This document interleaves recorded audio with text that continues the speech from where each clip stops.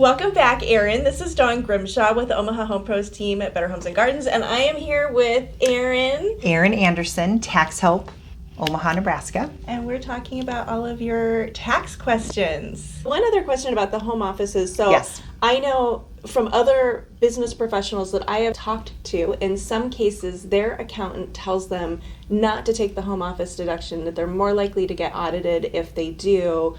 And so some people have chosen not to over the years, but now, I mean, they were all working from, my office closed, and so yes, I was still meeting clients and houses, but I was working primarily from home more than I ever have in the past, even though I've always had a home office.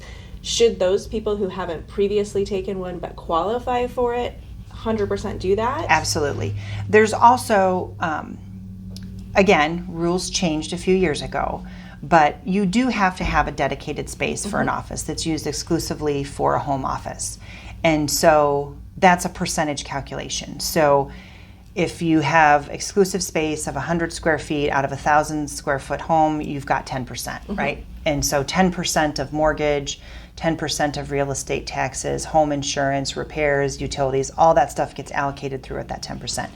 Now, and there's certain limits and different things that will come into play, but there's also what's called a simplified general rule that's based, again, on that 10% ratio, where you don't get the percentage allocation of all of those items, but yet it's just a straight square footage calculation.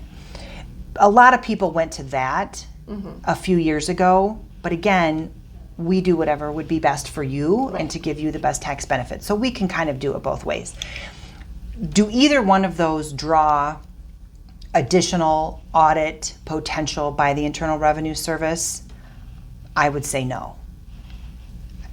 I mean, it's a legitimate business expense.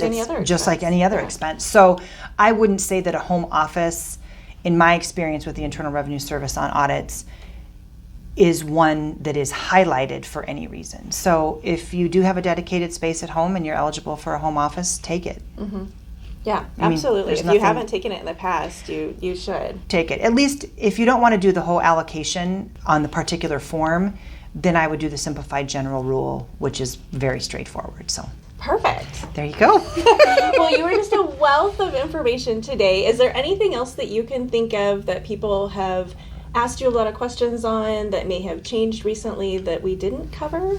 I would say we've covered, most or all of them. The dates has been the dates of payment, when things are due, we've covered that. The PPP has been confusing. Yeah, it's still confusing.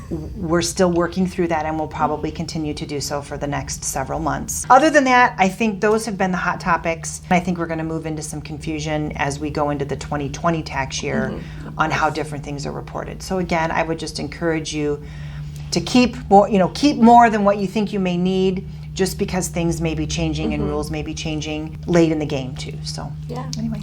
Well, thanks for your time, Erin. Thank you for the opportunity to let me to share with everyone. And I got to be in Erin's office, like face to face. I'm so excited. Yes.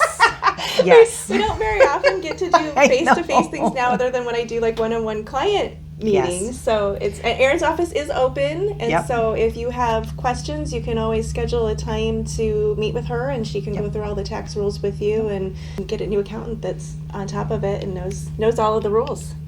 And especially if you own a small business, because they kind of specialize in we do. realtors and other small business owners that have kind of unusual things on their taxes. So we are still open. We're on 114th and Dodge, and we are still seeing clients face to face. Obviously, people may choose to do a telephone conference, or they may choose to wear a mask or request us to wear a mask, which is absolutely fine.